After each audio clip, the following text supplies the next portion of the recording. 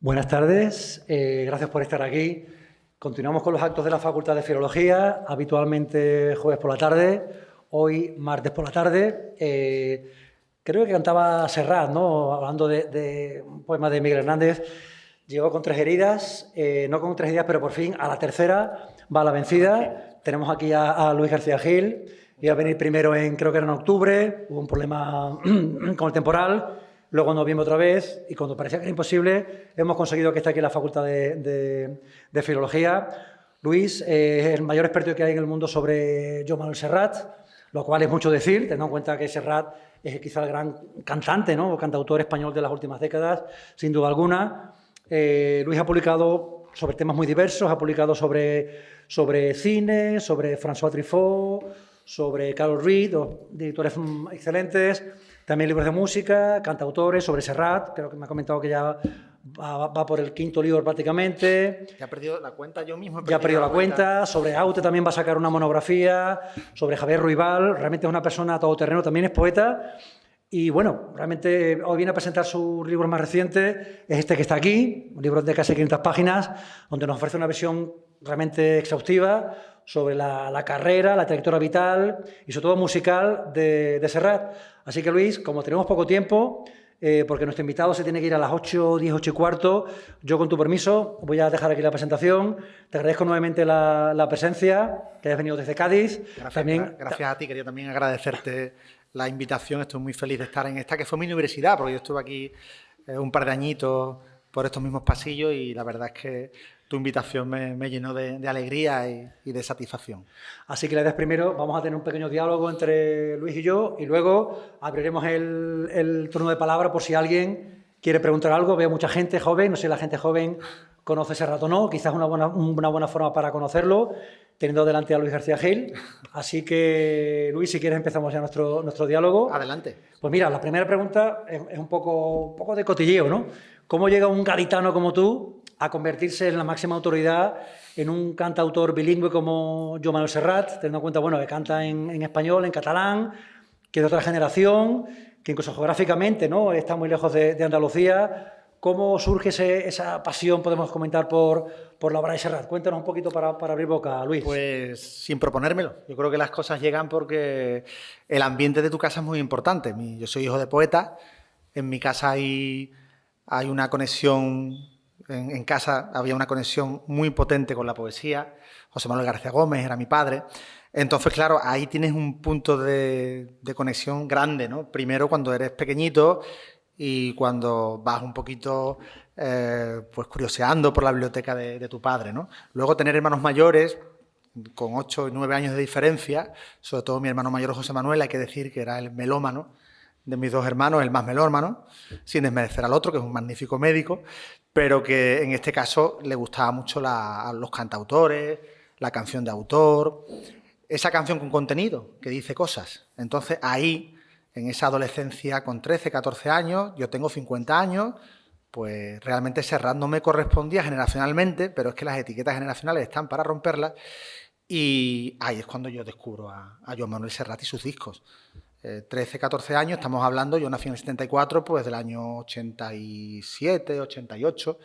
También escuchaba los 40 principales, también escuchaba la música de la movida, también escuchaba la música pop de la época, pero cuando accedes al mundo de Serrat, el impacto es tan grande, cuando además tienes ya un interés por la poesía. Yo empezaba a escribir mis primeros versos adolescentes, con influencia beckeriana más que asumida, y bueno, y a partir de ahí Serrat es una unidad absoluta de destino en el que yo no pienso, empiezo a escuchar a Serrat no solo en español, en castellano, sino también en catalán.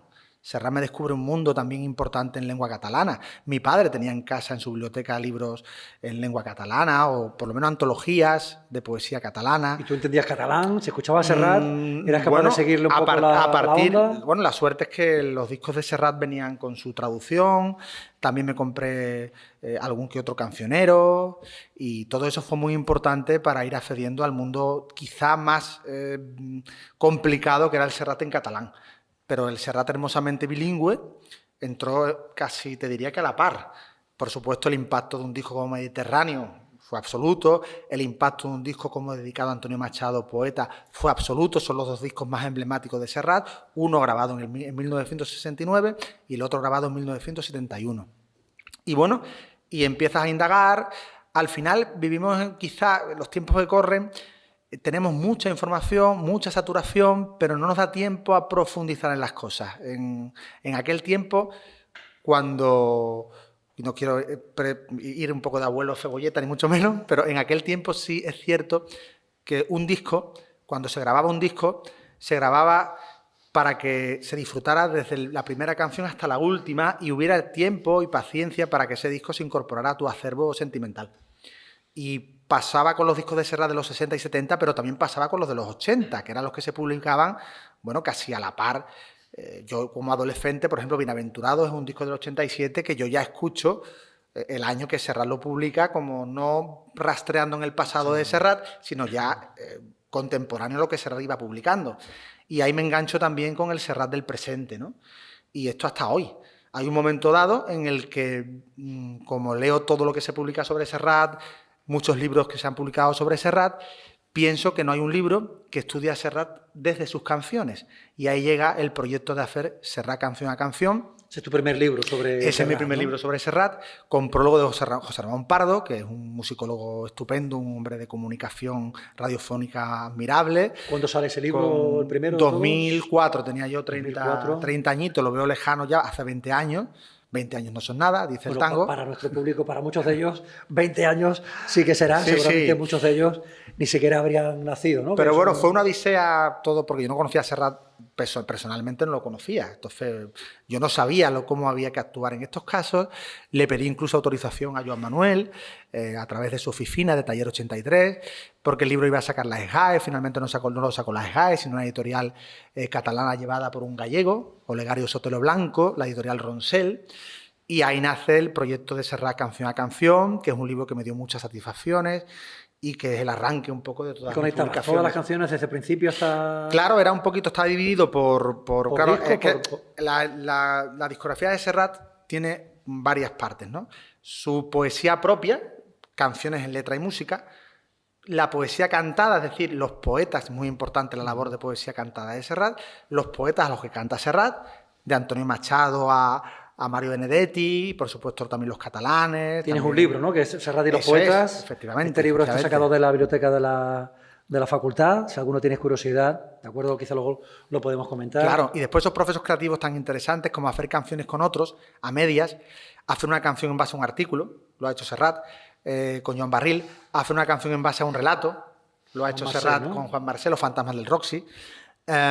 Después, las canciones que no siendo de Serrat, Serrat las hace suyas, es decir, las versiones, el disco de canciones latinoamericanas, canciones con S, importante, o banda sonora de un país, que es su homenaje a la Nova Cançó, que es el movimiento del que él parte. Bueno, como de nuevo tenemos un público mayoritariamente juvenil, ¿cómo presentarías tú para ellos la Nova Cançó? ¿Cuándo surge? ¿Qué supone? Es complejo. Tiene, quizá también cómo Serrat entra o no entra en ese grupo, ¿no? Daos cuenta que la Nova Cançó fue un movimiento burgués, de protesta y de identidad de lo que fue Cataluña. Estamos hablando del tiempo de Franco. Años 60, ¿no? 60, sí, más 70... o menos, claro, hay unos primeros manifiestos teóricos, ¿no? Josep María Espinàs andaba por allí y luego empieza a crearse en los años 60 a través de una editorial que se llamaba Edixa. Se empieza, claro, tenemos que entender que querían darle visibilidad a la cultura catalana, que en la época de Franco pues no la tenía. Las lenguas periféricas, Franco no les gustaba, la verdad. Entonces, claro, el movimiento de la Nova Cançó es un movimiento sobre todo identitario y cultural. Y como juez número 13 y el único obrero de procedencia obrera de la Nova Cançó, importante de destacarlo, es Serrat. ¿Cuántos eran? ¿Eran 17? Claro, los 16 jueces. 16. Pero es que, insisto, el único ¿no? de procedencia obrera. De procedencia obrera era Joan Manuel Serrat, que venía del barrio del Poble Sec. Entonces, claro, estamos hablando de la importancia de cuando a Serrat se le ha tachado, porque luego ha tenido sus enfrentamientos con la Nova Cançó, porque le han considerado un traidor cuando empezó a grabar en castellano. Bueno, a ver... Serrat fue bilingüe desde el principio. Bueno, realmente su primera lengua, la materna, es el castellano. Su madre era aragonesa, Ángeles, del pueblo asediado por la Guerra Civil Belchite. Su padre era catalán, anarquista, Josep. Pero tenéis que entender que Serrat es bilingüe desde la cuna, pero sobre todo en aquella España de los años 50, cuando Serrat es un niño, la imposición idiomática la marca en la escuela el castellano, el español. Entonces, claro, Serrat domina mejor. Al ser además de procedencia obrera, no tiene la oportunidad, como los otros miembros de la cançó, de acceder a una cultura catalana que a lo mejor Lluís Llach, por poner un ejemplo, sí podía acceder. Entonces, es como un verso libre. Ya Serrat nace como un verso libre de la nova cançó.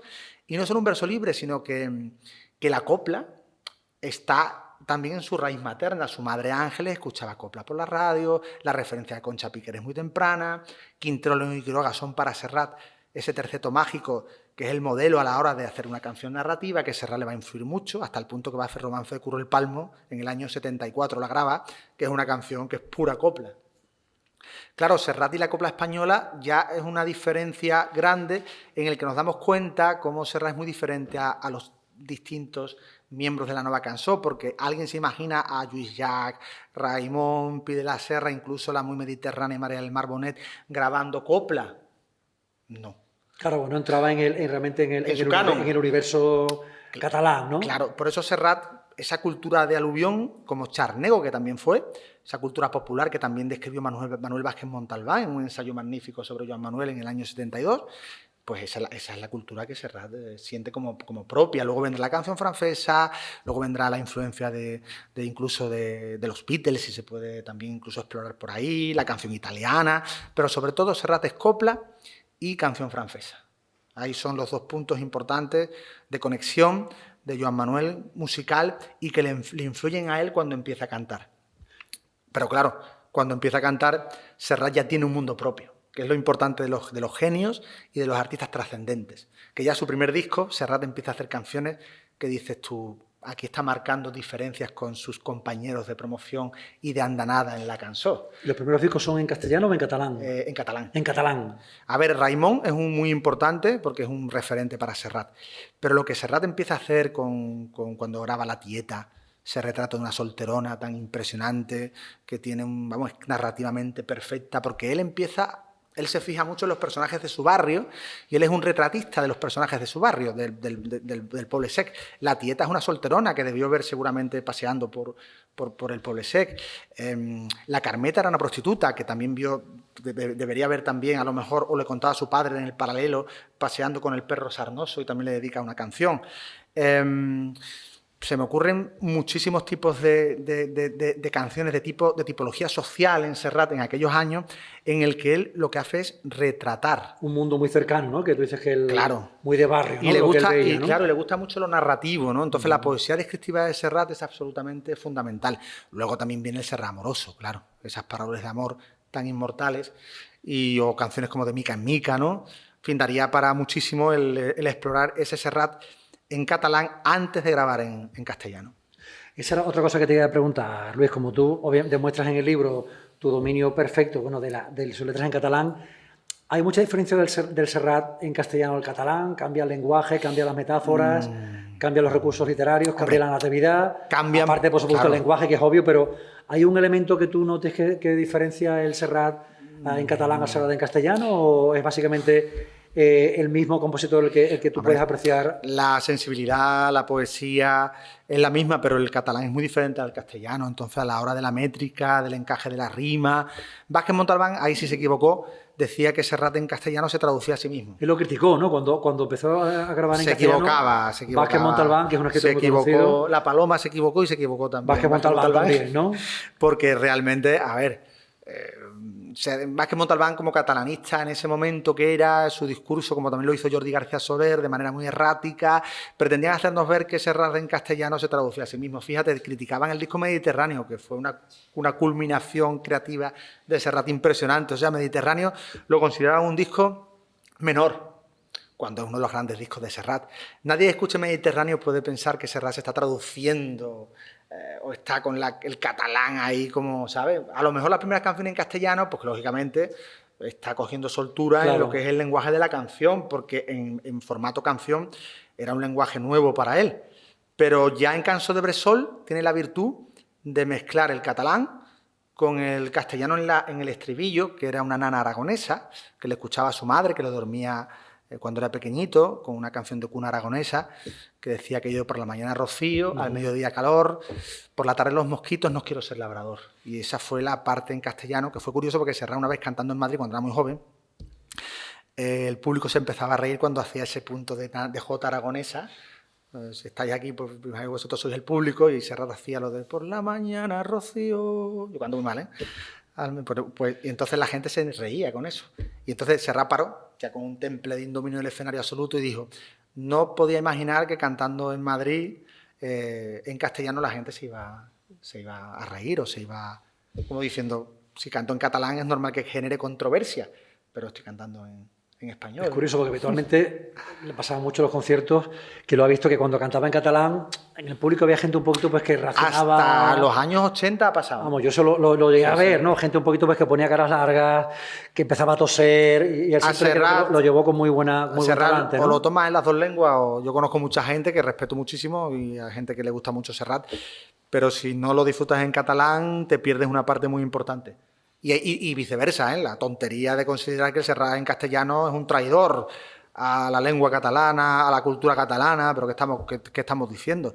Si nadie ha llevado la cultura catalana más lejos que Serrat, si ha sido un embajador del catalán en muchos países, si en Argentina se estudia, la gente se apuntaba a clases de catalán por Serrat, eso no lo puede hacer ni Lluís Llach ni Raimon, porque jamás han tenido éxito en Latinoamérica. Por mucho que a Raimon, por cierto, le dedicara un libro Eduardo Galeano. Bueno, has sacado muchos temas interesantes. Acabas de hablar de Latinoamérica y en el libro comentas la relación tan peculiar que siempre ha tenido Serrat de Latinoamérica, una tierra que también donde tuvo muchas dictaduras, en Argentina, en Chile, luego también está el caso de Cuba, también hablas de Brasil. ¿Nos puedes comentar un poquito por qué esa fascinación con Serrat de Latinoamérica? Bueno, tampoco se puede explicar Serrat sin Latinoamérica. En el año 1969 empieza a girar por América. En el 69, 69. Dicho, no sé, todavía su carrera estaba prácticamente todavía empezando. Claro, ¿no? El disco de Machado es un punto de Serrat, es un cantautor emergente que viene a discutir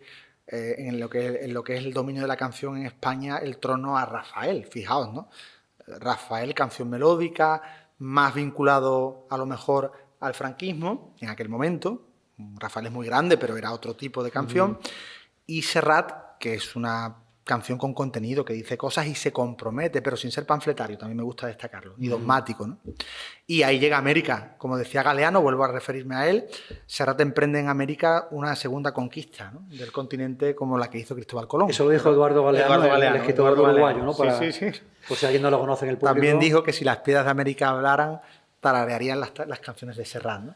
Hay un punto de conexión tan fuerte con el continente americano que es sorprendente que a veces se olvide la repercusión que Serrat tuvo en esos países como símbolo de libertad. Claro, porque en España eso no, como que yo creo que no se conoce bien, ¿no? No. O sea, por la cuestión de aquí Serrat tiene prestigio, el público lo ha querido mucho, lo quiere, pero en América es un dios. Entonces eso... ¿Tú dirías que todavía no podéis imaginaros en Buenos Aires, por ejemplo, sí, cuando Serrat vuelve en el 83 tras la dictadura de... que bueno, Videla y todo... Y compañía, sí. Serrat vuelve, eso ahí podéis buscar imágenes en YouTube. Hay el cronista de la época, Carlos Ares, en El País, dice que decía el público, vos sos Gardel, o sea que a Serrat lo comparaban con Gardel, ¿no? Con el gran mito, ¿no? Claro, es decir, Serrat, ¿no? Para un argentino, Serrat es uno de los suyos. Para alcanzar eso hay que implicarse en la vida cultural de esos países, y Serrat lo hace desde el primer momento que llega a Argentina. Tiene una conexión hasta con los montoneros, el movimiento de la guerrilla revolucionaria. Para él, cantar en Montevideo, cantar en Buenos Aires o cantar en Santiago de Chile o en México no era ir y cantar y marcharse, sino era crear lazos inquebrantables de amistad, ¿no? Eso es muy importante. Estamos acostumbrados a una Taylor Swift, por ejemplo, ¿no?, que mañana canta aquí, pasado allá. Yo creo que ese tipo de artistas vive en tal burbuja, son muy importantes, muy mediáticos, pero no se implican en la vida de... Cuidado, que hay muchos seguidores de Taylor Swift. Por eso la cito, para que entendáis un poco que el concepto de estrella Serrat lo tenía. De hecho, traigo aquí un material que, bueno, me parece interesante mostrar, para que veáis un poco que cultivó una imagen muy pop, muy hortera, se puede decir también, pero revista Fotogramas, camisa abierta para consumo de fans. Serrat era un ídolo de las adolescentes de la época. Eso era años 70, supongo, ¿no, Sí, Luis? sí. Esta es de la 72, por ejemplo, ¿no? Pero traigo estas revistas para que veáis un poquito. Esta, por ejemplo, que si queremos superar la hortera, esta portada, por ejemplo. Hombre, insuperable, insuperable. Con cigarros, aquí, pelo en pecho descubierto, pelo en pecho. Pero es un poquito para que os dais, bueno, y que os deis cuenta un poquito de que Serrat era una figura pop desde la canción de autor. Cantándole a Antonio Machado, los estudiantes forraban en sus carpetas a Serrat. Era un ídolo de la juventud latinoamericana y española. Era una figura contestataria, pero no, vuelvo a decir lo mismo, no falsamente demagógica. Él nunca hizo canciones políticas porque decía que no sabía hacerlas, pero también eso ha permitido que su repertorio, prácticamente todo su repertorio, hoy siga teniendo vigencia. Claro. Escuchamos Mediterráneo. Bueno, lo compuso en el 71, pero nos habla de la vida, del amor, de un pueblo blanco colgado de un barranco, de sensaciones, de emociones, de sentimientos, de un barquito de papel, de una niñez perdida, claro, de una mujer que él quiere, sentimientos que hoy día cualquiera de vosotros os podéis sentir identificados con esos sentimientos. A lo mejor os chirrían los arreglos de la época, pero realmente lo que está contando y cantando Serrat es algo universal. Y que trasciende y que seguimos hoy hablando de eso porque son canciones que están más allá del tiempo y del momento en el que fueron escritas. Luis, has mencionado ya un par de veces el disco Mediterráneo del año 71, si no me equivoco, sí, ¿no? 71. Pues imagino que muchos de los estudiantes de aquí a lo mejor ni siquiera lo conocen, sobre todo la canción, ¿no? Ha sido escogida varias veces como la gran canción, ¿no? Aunque estas encuestas son siempre bastante... Lo he hecho aquí para enseñar esto. Esa es la portada de... Claro, es la portada, la foto, ¿no?, de Colita, que fue, digamos, una gran fotógrafa catalana, claro, ¿no?, que falleció hace poco tiempo. Grandísima, ¿no?, fotógrafa catalana, que hizo también un magnífico libro con textos de Cabello Bonal sobre el mundo del flamenco, era impresionante. Colita fue la retratista del Serrat más pop. Nadie retrató a Serrat como Colita, ¿no? También era catalana como él. También era catalana. ¿No? Y aquí traigo esto porque son los recitales que Serrat da en la Navidad del año 71 en el Teatro Victoria de Barcelona y viene, bueno, el repertorio de Canto aquella noche, con la dirección de Francesc Burrul, no su inseparable Ricard Miralles, sino en este caso Francesc Burrul, los músicos que colaboraban, y un repertorio que en la primera parte y en la segunda intercala canciones ya que se habían hecho famosas, con las míticas Mediterráneo, aquellas pequeñas cosas, La mujer que yo quiero, Tío Alberto, Barquito de papel, en fin, canciones que presentaba entonces y que enseguida se harían fundamentales, ¿no? ¿Y por qué dirías tú, a explicarle a nuestro público, por qué Mediterráneo supuestamente es la gran canción, ¿no?, de la historia de la música pop española? Porque Mediterráneo como canción lo aúna todo, la letra, la música, los arreglos... Es la canción perfecta, es una canción que entra bien por todo. Además, el caso de Serrat, yo también en mi libro intento decir que Serrat no es un cantautor al uso. Cuando hablamos de un cantautor siempre uno piensa un tipo que me está soltando un rollazo, guitarra, ¿no? Tipo Paco Ibáñez, que yo admiro mucho a Paco Ibáñez, pero es ese concepto de cantautor más estático, ¿no? Serrat era un animal del escenario y era una persona que sentía el escenario con una fuerza tremenda y que vivía sus canciones y las transmitía de una manera asombrosa. Y Mediterráneo es una canción que le define perfectamente, como lo que Serrat es un hijo del Mediterráneo, pero el Mediterráneo es cualquier mar. Yo pienso en Mediterráneo y pienso en Cádiz, en mi océano Atlántico. O sea, cualquiera puede pensar en su mar, el mar de la niñez, el mar del paso del tiempo, el mar de los momentos bonitos de la vida, el mar que es como paisaje, que nos identifica, que nos reconforta, que en cierta manera retrata nuestras emociones más íntimas. Y luego un mar que se volvió también, como él cantó en Plan y al mar, refutando su propia canción, basurero, en cierta manera, porque hay un Serrat muy ecologista antes del ecologismo. Pare, del 73, es una canción ecologista antes del ecologismo en España. Que se dirige a su padre, ¿no? Que está matando el campo, de manera simbólica, está matando la tierra. Eso es. Esa es, ¿no? Y Serrat tiene un punto muy paisajista, ¿no? También Cansó de matinada, es un retrato de un amanecer impresionante, ¿no? También hermosamente descriptiva, ¿no? El manejo armónico, melódico de Serrat, fundamental también para comprenderlo, ¿no? Tete Montoliu, hemos hablado antes de él, tú y yo, en el cafelito. Gran pianista de jazz, ciego. Claro, Tete Montoliu entendió el poder de las melodías de Serrat, ¿no? melodías atemporales, ¿no? Que permiten que Serrat sea interpretado con igual pertinencia por un rockero, tipo Rosendo, por decir uno, se me ocurre. Pues legales también, ¿no? Han grabado... Claro, que por el movimiento indie también ha reivindicado mucho a Serrat. Iván Ferreiro, por ejemplo. La misma Rosalía tiene mucho que ver también con el mundo que hereda de Serrat también. Comenta esa conexión que seguro que a nuestro público le atrae mucho. Claro, yo creo que Rosalía... También catalana como... Es decir, como nadie que ame la música y que nazca en el contexto mestizo de lo que es Cataluña puede de alguna manera sentirse, ¿cómo te diría?, fuera de lo que ha significado Joan Manuel Serrat. Rosalía tampoco. De hecho, creo que Serrat le han preguntado por Rosalía y ha hablado muy bien de ella, ¿no? Claro, porque él sabe... Hay músicos mayores un poquito Sí, que no la aprecian. Serrat creo que la ha defendido claro, públicamente, ¿no? Él sabe la importancia del fenómeno de Rosalía y sabe que es una artista que evidentemente tiene mucha fuerza y es muy genuina, ¿no? Y Serrat también fue muy genuino y también fue muy discutido, ¿eh? A Serrat no creáis ¿En qué sentido? que... Hombre, que comentabas antes... Serrat fue número uno. A ver, Serrat fue muy respetado desde el principio de su carrera, pero también llegó un momento en el que todo disco nuevo de Serrat ya era comparado con Mediterráneo y decían que no, cuando Miguel Hernández es un disco impresionante, pero el Meu Amic del 73 es otra obra maestra, el Piel de Manzana, que te lo traes tú por ahí, del 75 es otro gran disco, Res no es mesquí, sobre poemas de Salvat Papasseit, es otra maravilla, En Tránsito es una reinvención de Serrat, como tal con raya en catalán. Serrat no ha hecho, de verdad, no estoy aquí haciendo ni mucho menos un panegírico, porque si mis libros se caracterizan por algo es que no son libros de fan, ¿eh? Intento tener mucho rigor y mucha documentación porque detesto el libro de fan, ¿eh? Yo eso de hacer un libro de fan no... Y lo criticas, ¿no? No os lo recomiendo. Hay críticas a si algún día vais a hacer un libro sobre un artista que os guste mucho, quitaros el fan de encima e intentar que el rigor y la documentación estén por encima de todo, porque yo aspiro a que algunos de vosotros, me bastaría con que uno saliera de aquí diciendo, bueno, pues voy a escuchar Serrat, a ver si me gusta, ¿no? Pero no como algo obligado, sino como un artista que realmente te cambia la vida porque lo ha cantado todo. Le ha cantado a la vida, a la muerte, al amor, a los sentimientos, a la poesía como nadie, porque claro, pensad que Antonio Machado era un poeta importante, pero hasta que no lo canta Serrat no lo tararea la gente.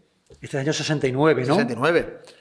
Plena época franquista todavía. Claro, Antonio Machado tuviera una figura un poco problemática. De hecho, Zafiro, este país, ¿no? claro, y Zafiro, que era la discográfica, digamos, no quiere que Serrat grabe ese disco, piensa que es un suicidio artístico, ¿no?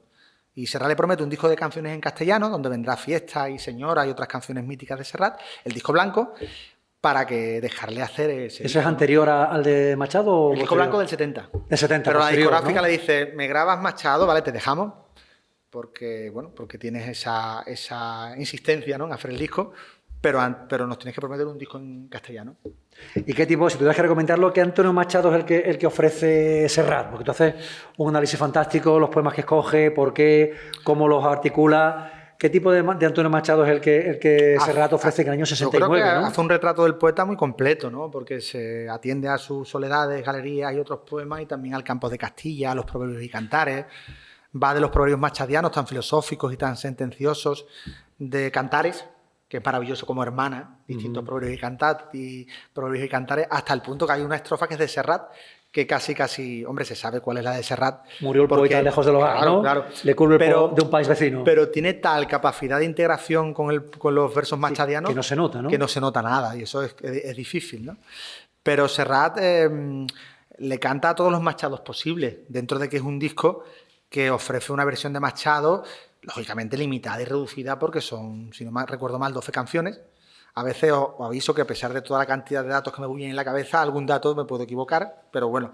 Pero en cualquier caso, creo que eran 12 canciones, terminaba con Encuyur, que era una canción que Serrat dedicaba, terminaba con, creo que había otra al final, pero bueno, con Parábola, creo. Pero en cualquier caso, Encuyur es la canción en letra y música donde está enterrado Machado. ¿No? Soy de Francia. Hay que pensar también que Antonio Machado fue un poeta que muere camino del exilio.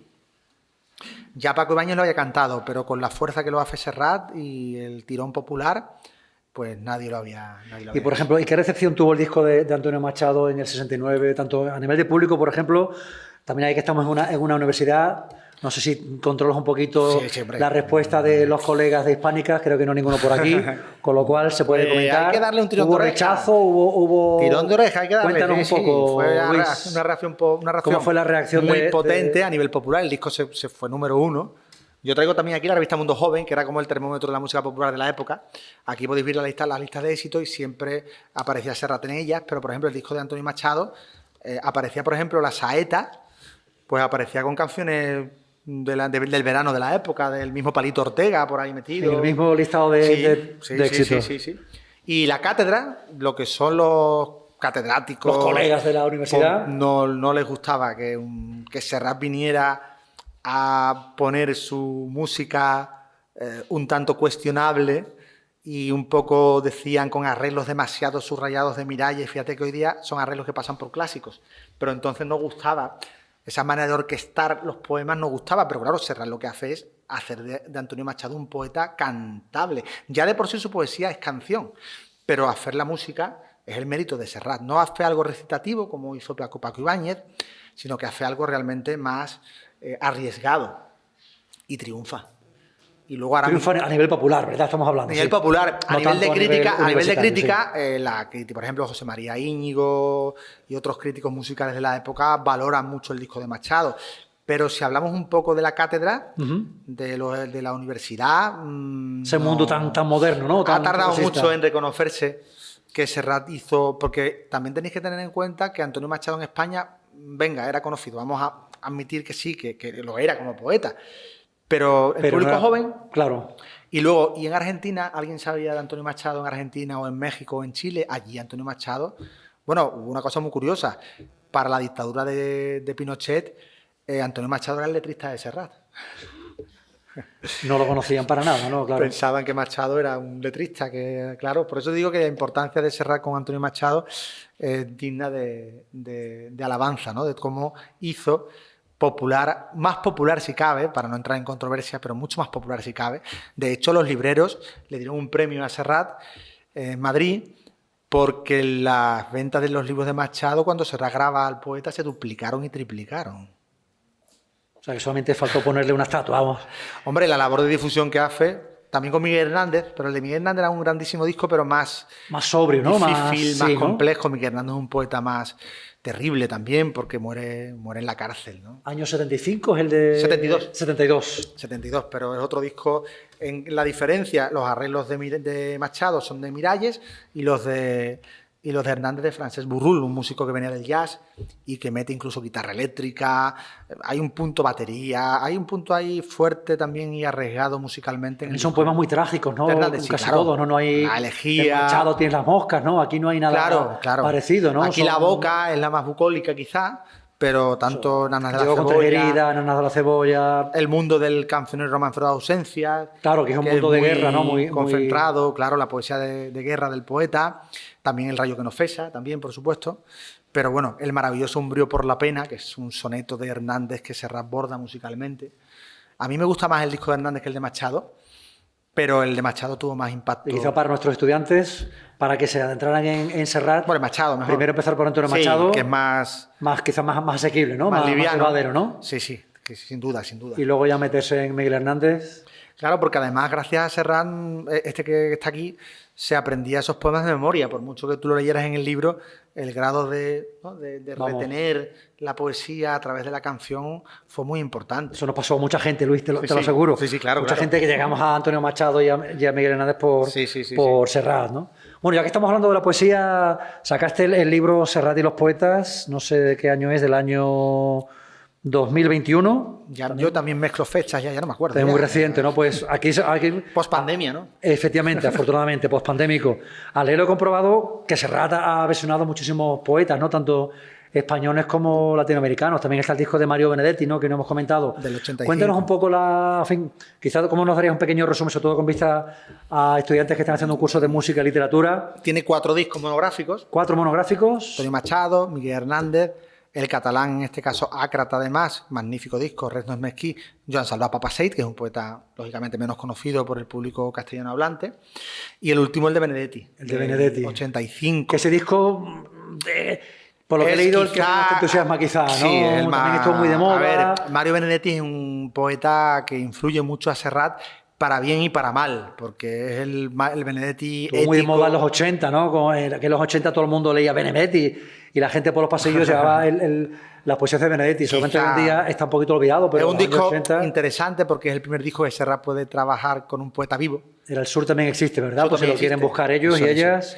De el sur hecho, también existe. Benedetti se implicó mucho, hicieron el disco casi a medias para que las canciones sobre los poemas cuadraran, se cambian los poemas para que se conviertan en canción. Hay un proceso, un intercambio muy interesante que para Serrat fue muy enriquecedor, pero es un disco que funcionan mejor unas canciones que otras. Quizá la que más me gusta a mí es Los formales y el frío, que me parece una verdadera joya, y Defensa de la alegría también es muy bonita. Pero bueno, hay otras canciones que, como Una mujer desnuda en lo oscuro, que han envejecido fatal. El problema sería, obviamente, ¿no? Es que es Habanera, que también ha envejecido el muy problema es la mal. instrumentación, la interpretación de Sí, Serrat. no, Serrat ¿Cuál hace un sería un trabajo, poquito- musicalmente hace un trabajo muy, muy digno. O que las letras realmente no tienen entidad A literaria. ver, Benedetti no es Machado ni Hernández, entonces eso de entrada. Pero insisto, a mí es un poeta que le respeto mucho, que me gusta, pero claro, no podemos También muy social, compararlo. ¿no? Muy social, Muy directo, muy ético. asequible, ¿no? Pero bueno, responde muy bien a los años 80 y a la época de búsqueda ética. Serrat pasa en los 80 del yo al nosotros, de una poesía de sus canciones más autobiográfica, más vivencial, a un Serrat que se abre a la colectividad. Eso son los 80, ¿no? Los También 80. con la llegada de la democracia. En Tránsito, que es una obra maestra, un disco impresionante, Son locos bajitos, Hoy puede ser un gran día. Quien tenga un mal día una mañana, que se ponga Hoy puede ser un gran día. Y Quien tenga un examen en la facultad, que se ponga antes del examen esa canción, que seguro que el Carpe le sale Diem. mejor. Serrat conecta mucho con la mitología griega también. Bueno, el Carpe Diem que está presente en Hoy puede ser un gran día. O Penélope, ¿no? Que nos conduce a Homero. A Penélope Cruz también, ¿no? También. Que es la que se da nombre- llamó le Penélope dio nombre Cruz. a Penélope Cruz. Sí, se llamó Penélope Cruz por la canción. Por la canción de Serrat, ¿no? ¿Cuántas Lucía también ha habido gracias a la canción de Serrat, ¿no?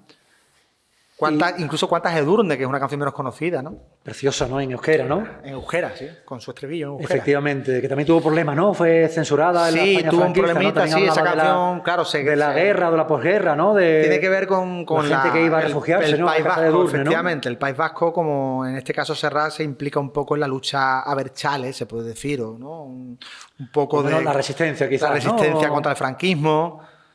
Cuando ETA era bien vista, cosa que nos hemos dado cuenta con el tiempo que nunca debió ser bien vista, porque la organización de ETA ni siquiera en tiempos de Franco demostró que eran unos sanguinarios y que venían a cargarse también no solo al franquismo, sino también al propio sistema democrático. O sea que, pero Edurne es una canción muy bonita porque hay que entenderla en su contexto. Es la única también. que imagino que ha grabado en euskera, ¿verdad? La única canción que ha grabado con un estribillo en euskera, efectivamente. Eso es. Él ha grabado en muchas lenguas. Cuando fue todo el lío de Eurovisión de La La La, que sería imposible entrar. Yo quizás no lo conoce, lo puedes resumir brevemente. Ahora que está de nuevo la pobre Maciel en los medios, que tú sabrás. Bueno, Serrat lo designan como candidato eurovisivo en el año 68 y él se mete en todo el jale eurovisivo. También su manager de hierro de aquel entonces, muy importante, la Sola Vega, tuvo mucho que ver.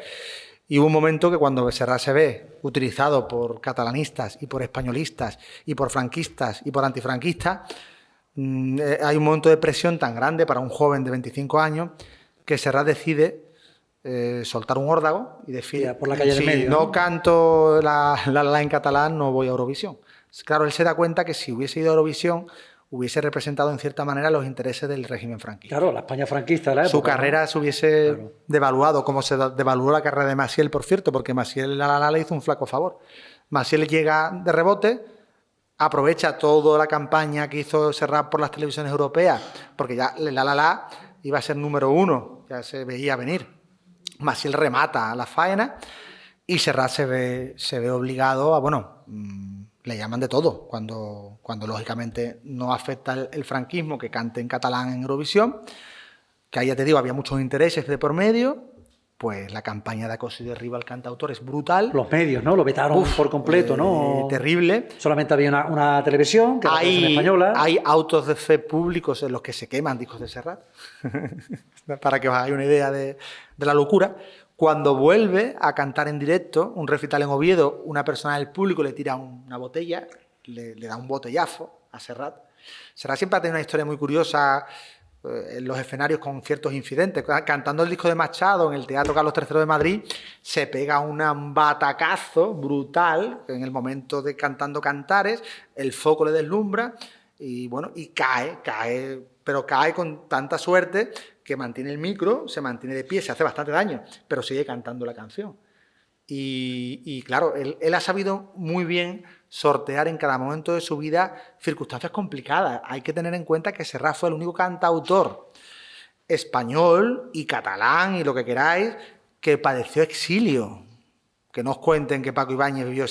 Paco Ibáñez se exilió porque él quiso. Se fue a Francia, ¿no? A París, ¿no? Paco Ibáñez era una voz de resistencia. Ojo, no estoy diciendo que Paco Ibáñez no fuera una voz de resistencia, pero el único que le prohíbe la entrada en España, que hay orden de búsqueda y captura, es Joan Manuel Serrat, cuando en el 75 declara que la pena estará en contra de la pena de muerte porque son los últimos fusilamientos del régimen. Claro, Franco muere a final de ese año, ¿no? Que claro. son gente del FRAP, ¿no? Y de ETA, ¿no? Creo que sí, ¿no? Y bueno, que de ahí viene la canción Al alba de Aute, que no exactamente Aute hace la canción por los fusilamientos, pero sí Rosa León, cuando la canta, la lleva a ese hecho histórico tan luctuoso. Y Serrat se exilió en México, fue, ¿no? México en el 75. Hay gente que confunde las fechas, porque Serrat vuelve a Televisión Española en el 74, y hay gente que cree que ahí vuelve del exilio, ¿no?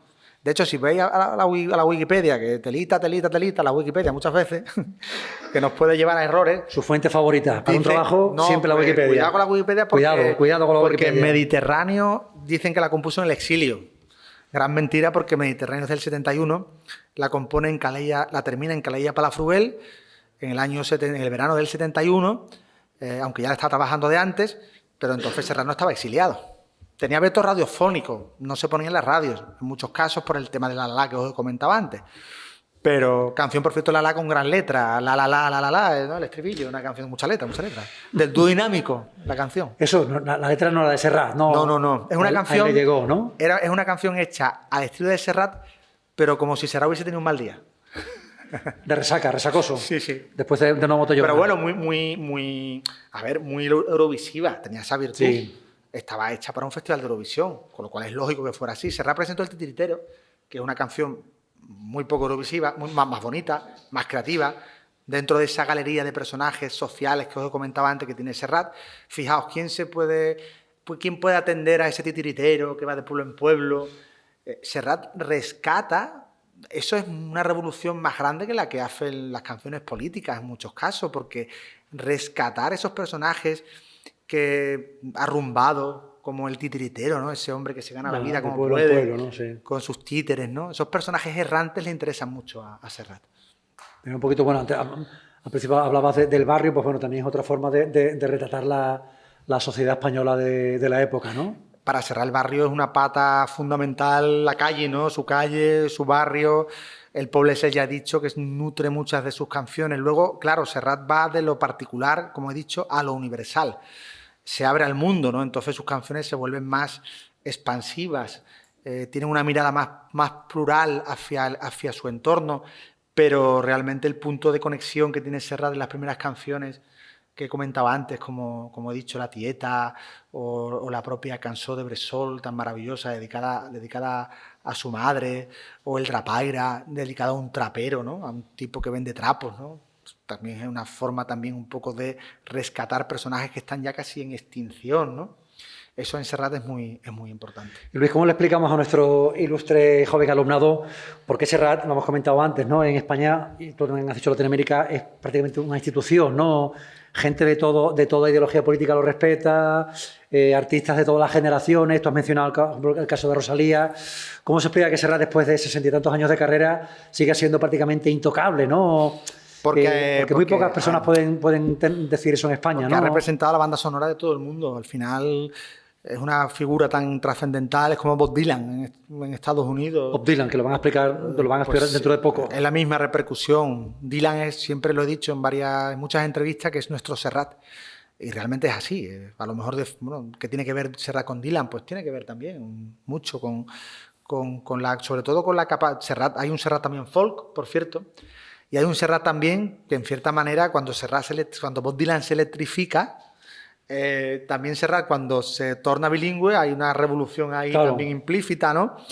Son traidores, de repente son los dos traidores, ¿no? Hay conexiones también entre Serrat y Dylan, aparte de que Serrat tiene una canción llamada Quasi una dona y Dylan otra que es Just Like a Woman. Bueno, al final podemos intentar tirar del hilo, tienen poco que ver los dos musicalmente hablando, pero son iconos de un tiempo y de un país y de muchos tiempos y de muchos países. Sí, pasa que eso, yo creo que el cariño que se le tiene a Serrat en España, por lo que yo sé y me dedico a la cultura norteamericana, no es el que se le tiene a Dylan en Estados Unidos, ¿no? Esa figura casi de la familia, respetada por eso por todos lados. Con ¿no? todo, es complicado escuchar hablar más de Serrat, ¿no? Salvo el mundo de bueno, con el tema la cuestión política, ¿no? De Cataluña, pero quitando ese ámbito concreto. Sí, pero es verdad, me parece. Claro. Cuando la gira última, ¿no? Serrat creo que hay que ser una unanimidad que es poco común en este país tan cainita, ¿no? Como claro. decía un antiguo catedrático de mi departamento, ¿no? Es que Serrat nos hace, voy a soltar aquí una cursilería. Soy consciente. Venga, arráncate. Pero Serrat nos hace mejores personas. Su música, sus canciones nos hacen mejores personas. Como la poesía de Antonio Machado, ¿no? Yo creo que tienen un tal trasfondo ético que nadie puede sentirse ajeno al mundo que Serrat despliega en su obra, ¿no? Todos somos herederos de ese mundo y estaría muy bien que Serrat llegara a las escuelas, como más a los colegios. ¿Por qué? Porque el mensaje que nos transmite Serrat es un mensaje maravilloso, ¿no? Y siempre anteponiendo al ser humano, aquello de que nada del humano me es ajeno, pues en Serrat creo que, siguiendo también un poco el personaje de Juan de Mairena, de Antonio Machado, yo creo que para Serrat la figura del hombre, también de la mujer, porque hay una canción de Serrat que se llama Mare Lola, del año 70 en catalán, que es un retrato de una ama de casa abnegada, que solo vive para su marido, para sus hijos. Claro, muy de la época, ¿no? Y dice Serrat, para ella nadie ha escrito la historia. O sea, Serrat hace en Mare Lola una canción feminista. La hace realmente. En el año 70, si veis la letra, es una reivindicación de una mujer que quiere escapar de su destino, pero no puede porque está totalmente presa del hogar. Luis, unas preguntas más y luego a ver si hay algo por ahí que quieran comentar. Voy a ser ya un poquito breve. Por ejemplo, cuéntanos, ¿qué nos puedes contar de la gira de despedida, por ejemplo? ¿No? Muy emotiva. Realmente también fue de nuevo un evento casi de repercusión nacional, ¿no? Me gustó por la que iba, todo el mundo se le entregaba y se ponía prácticamente de rodillas, ¿no? Me gustó, Nacho, mucho el título, El vicio de cantar. ¿Por qué? Porque ahí entra otra vez lo que comentaba antes. Normalmente los cantautores tienen fama de ser malos versionadores de canciones ajenas. En el caso de Serrat, para él siempre ha sido más importante lo que le han influido los otros a él, desde, lo he dicho antes, la copla, la canción francesa. Para él eso le ha nutrido, incluso el flamenco también. Muchas músicas tiene Serrat como referencia. También he visto una foto en el libro tocando con Paco de Lucía, ¿no? Por ejemplo. Que me ha sorprendido gratamente, ¿no? Sí. Dos genios, ¿no? De la música española. En el año 1979, ¿no? Se cruzaron, ¿no? Pero claro, es que en Serrat, la música de Serrat, es que, ya te digo, es algo que ha trascendido de tal manera que todos nos sentimos parte de ese mundo. Y cuando Serrat habla del vicio de cantar, está llevándonos a las parrandas que se cogía con sus amigotes, en los bares de noche, cuando iba a cantar, por ejemplo, cuando canta en Argentina. Desde el primer momento, ¿qué le interesa a Serrat? El tango. Claro. La música latinoamericana no la he citado, pero es una referencia fundamental en Serrat. Desde el principio, el bolero, por ejemplo. Canciones es un disco que yo reivindico mucho porque ahí está todo ese mundo, toda esa paleta cromática del Serrat mestizo, sonoro, con arreglos de Joseph McKeeflus. ¿De qué época es Canciones? Del 2000. 2000, o sea que... Del efecto 2000. De la época más reciente, ¿no? Más reciente. Sí, bueno, ya han pasado ya 25 años. Pero claro, es un disco también muy, muy significativo para entender que Serrat debe mucho a Atahualpa Yupanqui, por ejemplo, a Carlos Gardel. Él, por ejemplo, en los años 70, en un concierto que estaba dando, no recuerdo en qué lugar, creo que fue en Madrid, empezó a cantar por Yupanqui y alguien del público le espetó o le dijo: canta lo tuyo, Juan Manuel. Y él dijo: esto también es mío, señor, porque esa pertenencia de Serrat a esas canciones es muy importante también para entenderlo desde el principio de su carrera. Hay un disco de canciones sudamericanas que él graba en el año 70 con un músico chileno, Willy Bascuñán. Yo contacté con este músico. Se supone que ese disco lo tiene que tener Serrat bajo llave. Nunca lo hemos visto. De hecho, en esto que he traído aquí del de Mediterráneo, el programa de Mediterráneo, aparece La Baguala, Camino de los Quileros, Estanislao, La Tarde, Mazurquica, Modernica, la gran canción de la gran e inolvidable Violeta Parra. El otro día dijo un periodista de Onda Cero en La Brújula que Violeta Parra era un coñazo, ¿no?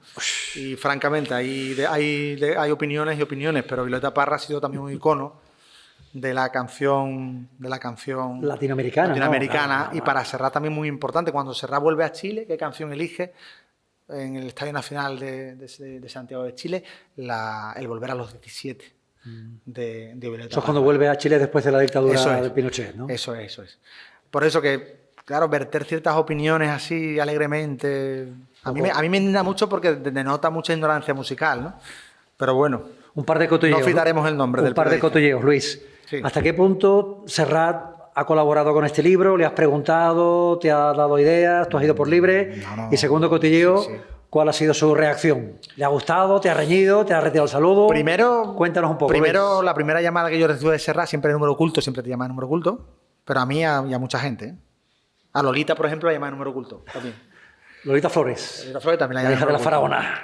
Con Serrat, yo siempre, lo he dicho antes, yo no me propuse escribir sobre Serrat.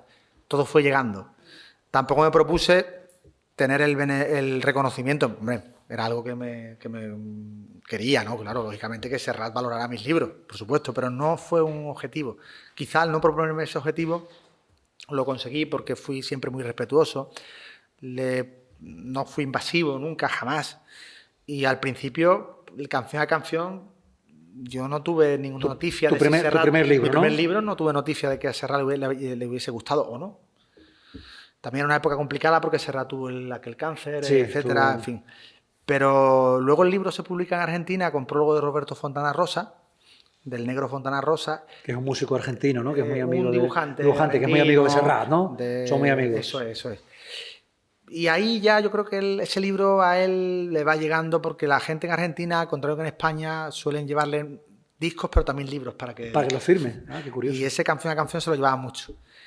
Y él yo creo que se da cuenta un poco que este chico de Cádiz no es tan indocumentado. Promete. y ya a partir de ahí, él hace un cancionero que se llama Algo Personal, que es un tochazo tremendo, donde está toda su obra recopilada, sus canciones, digamos, con temas de hoy, la editorial. Y me llaman de la editorial diciendo que Serrat quiere que yo colabore en ese libro comentando su discografía. ¡Oh, qué maravilla!, ¿no? Ahí me llega un poco la consagración también como estudioso de Serrat, que él te elija para un proyecto. ¿Qué año estamos hablando más o menos, Luis? 2007, o sea que... quiero recordar. Ya te digo que se me mezcla sí, la más fecha, o menos, un poquito también para situar aproximadamente, sí, puede ser más o menos por esa fecha. 2008. Y bueno, a partir de ahí, claro, ya... Una conexión... presento el libro de Cantares y Huellas, que es el que viene después de Canción a Canción, lo presento en Barcelona y Serrat acude a la presentación. Antes presento uno dedicado a Jacques Brel, gran referente para Serrat. Cantante belga, ¿no? Cantante belga, nacido en Bruselas. También viene Serrat a la presentación. Y luego, yo, como he dicho al principio, soy hijo de poeta, José Manuel García Gómez, un poeta que mi padre ha reivindicado su memoria desde que se murió en 1994. Y Serrat participa en un documental que dediqué con Pepe Freire, con un amigo cineasta, a la memoria de mi padre. Y Serrat le pido participar recitando la elegía Antonio Machado de mi padre. Ya ahí, que Serrat participe en algo mío directamente, pues es una maravilla. Claro. Y luego para otros libros de Serrat he hablado con él por teléfono, nos hemos visto en sucesivas ocasiones, pero yo siempre desde la mayor de las distancias. Aquí, por ejemplo, te ha hecho un tipo de comentario. Porque yo no he pretendido en ningún momento, insisto, hacerme amigo de Serrat. He conseguido su reconocimiento, que para mí es lo más maravilloso que puedo tener de un artista al que me he entregado un cuerpo y alma, intentando sobre todo explicarlo e intentando sobre todo llenar vacíos en su bibliografía, porque ha habido muy buenos libros de Serrat, los ha habido, la verdad. Pero yo quería contar otra cosa. Hombre, hablas de las películas... Y luego romper el concepto generacional. Cuando Serrat graba Mediterráneo yo no había nacido. Quiero decir que es importante también que era cuando yo publiqué Canción a Canción tenía 30 años. Era un chico joven escribía sobre Serrat cuando lo normal era que escribieran gente de su, más o menos... De su generación, ¿no? Claro, Margarita Claro. Riviere, más que Montalbán, el Carles Gámez, más o menos, son gente más cercana generacionalmente. Y luego, claro, todos de ellos vienen de Cataluña. Yo, como andaluz... Gaditano. Claro, el primero que de alguna manera escribía sobre Serrat fuera del ámbito catalán en España. Vale, pues Luis, ¿te parece una última pregunta ya? Sí. Y esperamos a ver si hay... Sí. De nuevo, como tenemos mayores de público juvenil, estudiantes de cuarto de carrera, si tuvieras que descubrirles, por ejemplo, 3 canciones de Serrat para empezar a abrir boca, ¿cuáles dirías? Pues sobre todo para alguien que no lo ha escuchado nunca, o que tiene muy poca referencia, o que ha escuchado a su padre o su abuelo y dice, vaya rollo de cantante que lo pone mi padre cuando llega a casa del trabajo, ¿no? Tú, que un poquito haciendo labor de proselitismo, ¿qué canciones recomendarías, Luis, a público de 20, 21, 22 años que tenemos aquí mayoritariamente? Pues de cuarto de carrera. Mediterráneo, por supuesto. Mediterráneo, la canción, ¿no? Cantares. Cantares. Para ver un poco la poesía machadiana. Y quizá hoy puede ser un gran día, que la he citado también antes, ¿no? Esa es la optimista, ¿no? Para claro. El día antes del examen. Sí, porque el concepto cantautor triste no os lleva a engaño. Los cantautores tristes suelen ser bastante malos. Un cantautor, cuando es bueno, no es triste. En todo caso es melancólico, y la melancolía también es un sentimiento alegre. Mediterráneo es un disco melancólico, pero no triste. Yo también he tenido también mis batallas con gente, qué triste, no es melancólico. Ahora bien, el Serrat de los 80 es más alegre. Los arreglos cambian, tienen más luz, y Caló con su tema, Tal con Raya, En Tránsito, Bienaventurados, son discos más... Nadie es perfecto. ¿Eso tiene que ver, por ejemplo, con la llegada de la democracia o es una mera coincidencia? Bueno, es una evolución, reinvención. Creo que Serrat hace muy bien porque conecta con un nuevo público, gente joven. Bueno, tú eres el caso también. Caso. Tú también fuiste joven. Lo fui hace mucho tiempo. Yo también lo fui. Ya ni me acuerdo, Luis, pero en fin, lo fui. Bueno, pues si os parece, paramos aquí. Tenemos unos 10 minutos. Nuestro invitado tiene que volver a Cádiz. Sí, porque sale a las 8:30. Pero bueno, tenemos interés de escuchar preguntas de público de cualquier edad, de cualquier generación. Tenemos, como digo aquí, al mayor experto en la obra de Serrat. Es un lujo tenerte, Luis, así que se abre un turno de palabra. Se abre la veda. Sin miedo. ¿Alguna duda? ¿Alguna...? 10 minutos tenemos. Venga. 10 minutos tenemos. Voy a marcar. Tenéis que aprovechar. ¿Alguien? Venga, hay una mano ahí, venga. Cuando mencionó sobre la represión de ¿a qué altura afectó eso su carrera o su forma?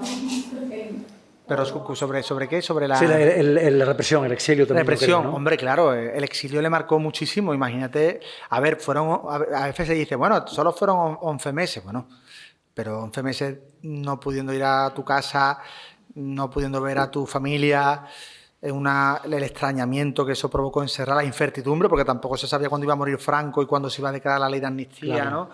A ver, y de hecho Serrat dijo que él no pudo componer una sola canción en el exilio, con lo cual fue duro, porque si él no pudo componer una canción, hay otros tipo Caetano Veloso que el exilio le resultó productivo. El brasileño, ¿no? Que también se exilió, se fue a Londres, ¿no? Y grabó con Serrat en un disco llamado Sinceramente Teu, una versión, digamos, de Caló con su tema, quiero recordar. Pero bueno, a ver, que al final el exilio provoca en una persona muchos sentimientos encontrados. Él le salva un poco la música porque toca en muchos sitios. Su repertorio se vuelve más comprometido, mete canciones como La vida no vale nada, de Pablo Milanés, La poesía es un arma cargada de futuro, según la versión de Paco Ibáñez de Celaya, pero canta incluso en Estados Unidos, México para él es una segunda patria, lo acogen también como uno de los suyos. Viaja en un autobús que le llaman La Gordita, que va recorriendo México, que también hay muchas historias ahí que contar. Pero sufre mucho ese alejamiento y por fin en agosto del 76 vuelve a casa. Agosto, o sea, cuando Franco llevaba ya muerto... Pero bueno, vuelve a casa con miedo, porque claro, 7 meses, había mucho radicalismo, claro. Sí, no, todavía... mucho ultra, sí. Y una sociedad muy, muy, muy polarizada. La transición no fue nada pacífica en algunos sentidos, ¿no? Venga, más preguntas, venga aquí. Yo tengo una curiosidad porque efectivamente por parte del público ha sido como nos has dicho y como, bueno, podemos saber un cantante muy, muy, muy apreciado, pero en cambio este año no se le ha dado el Princesa de Asturias, es decir, los reconocimientos públicos, oficiales o de las autoridades de nivel estatal no le han llegado. ¿Realmente eso tiene algo que ver con algo? Porque me parece también muy significativo ese silencio hasta ahora, ya que tiene ya 80 años, que Bueno, está a punto claro. de morirse con un cáncer, es decir, que han esperado mucho, ¿no? Sí, España suele ser un país que entierra muy bien, pero en vida cuesta trabajo. Es verdad que él en los 90 ya empieza a tener muchos reconocimientos importantes, ¿no? Pero a ver, que incluso el Princesa de Asturias, porque se lo dan ya a estas alturas de su vida y ya nadie lo discute, pero si se lo dan 10 años antes, te puedo asegurar que la gente hubiese discutido que Serrat mereciera ese galardón. Como antes hablamos de Bob Dylan. Sí, comentamos el Nobel de Bob Dylan, ¿no? Claro. ¿Qué podía haber este país si de pronto se le dieron Cervantes a... Tenemos un país con, ¿no? claro, ¿Por qué no? un país con mala memoria y que cuesta mucho trabajo muchas veces reconocer el mérito de quienes de alguna manera han marcado, en este caso, en el caso de Serrat, la música popular, ¿no? Sin duda, Serrat ya que estamos en el siglo XXI, claro, Serrat le pertenece también al siglo XXI, por supuesto, pero claro, su música más importante la desarrolla en el siglo XX. Serrat está en el siglo XX, está vivo, afortunadamente, pero está donde está Gardel, donde están los grandes, José Alfredo Jiménez, Bob Dylan, los Beatles, ¿no? A ese nivel, ¿no? A ese nivel, por supuesto, Jacques Brel, George Brassens, a ese nivel, Violeta Parra y bueno, y muchos otros, ¿no? Leonard Cohen también. Leonard Cohen, por supuesto también. Hombre, Que antes hemos hablado de él. un grande también. ¿Más preguntas? Tenemos unos minutos antes de Sí. salir corriendo para Cádiz. Venga, ¿no? ¿No me preguntas por ahí? También podemos hablar, ¿le gusta a alguien el fútbol aquí? ¿Alguien? No, ninguna mano. Fútbol. El Betis. ¿Del Barça? ¿Hay alguien del Barça aquí? Menciona al Betis en una canción, El Betis, ¿no? sí, que gane fuera el Betis caminito de la y el obra, Barça en caminito de la obra. casa. ¿No le gusta a nadie el fútbol? Bueno, eso es Seguro, curioso seguro. también. Ahí por ahí. Son tímidos, ¿Pero son de qué tímidos. equipo? ¿De qué equipo? Pero del Barça no. Él es muy culé, Serrat tiene una historia, tiene una canción muy bonita dedicada a un mito del Barcelona, que es Ladislao Kubala, que era el Messi de los 50. Kubala, el futbolista húngaro, era como Messi, pero en aquella época, el famoso Barcelona de las 5 copas. Y luego también Temps a Temps, ¿no? Basora, Claro, César Kubala, ahí Moreno y muy Manchón, bien ¿no? traída, citaba Basora, César, claro, porque entonces Kubala, las Moreno y las delanteras eran 5. Claro, 5, ¿no? 5 en la delantera, sí. No sé si hoy el Madrid en Manchester va a jugar también con 5 arriba, creo que no. ¿Más preguntas? ¿Más dudas? ¿Sí? Una pregunta porque os ha mencionado que las canciones de Serrat, especialmente los poemas cantados de Machado, nos puede convertir incluso en mejores personas. Entonces, quería saber que hasta qué punto su mensaje contiene como esa naturaleza ética, ¿no? Y si pudiera dar algunos ejemplos de canciones que nos transmiten esa ética y esa moralidad. Muy buena pregunta también, como la otra de la compañera. Son muy buenas preguntas. Tienes muy buenos. No es por mí. No es por mí, Luis, no te preocupes. Por mí no es. Pues mira, hay una canción en catalán que sería Fantastic. No sé si alguien conoce el Imagine de Lennon. Pues sería Fantastic. Detalles, ¿no? Sería Fantastic el Imagine de Serrat. Una canción súper ética y llena de un mensaje. Imaginando un mundo perfecto, ¿no? Efectivamente. Yo creo que es la canción. Después hay una canción muy bonita en cada uno con su tema, que es No esperes, que empieza diciendo: no esperes que un hombre muera para saber que todo corre peligro. Esa canción es maravillosa, muy poco escuchada de Serrat, pero me encanta, tiene un mensaje también muy humano, muy ético. Serrat ha visto, han pasado ante sus ojos todas las dictaduras de Latinoamérica han perseguido a Serrat, lo han vetado, le han prohibido entrar, Chile, Argentina, Uruguay, o sea, es que Brasil seguramente también, ¿no? Claro, al final Serrat ha sido muy, muy silenciado porque su canto era un canto libre, ¿no? Y las canciones de Serrat, pues evidentemente contenían siempre un mensaje, sobre todo de concordia, ¿no? Y eso a los dictadores no les gusta nada. ¿Alguien más quiere preguntar? Luis, nos comenta en un minuto antes de irnos. No sé si hay más preguntas por ahí, ¿no? ¿Sí? Antes. En un... Sí, al amigo José María Rivas Alba, que está ahí al fondo. Eso es para usted, que se me olvidó dárselo antes. Sí. Luis, nos comentas en un minuto antes de irnos. Serrat, hoy en día, ¿a qué se dedica?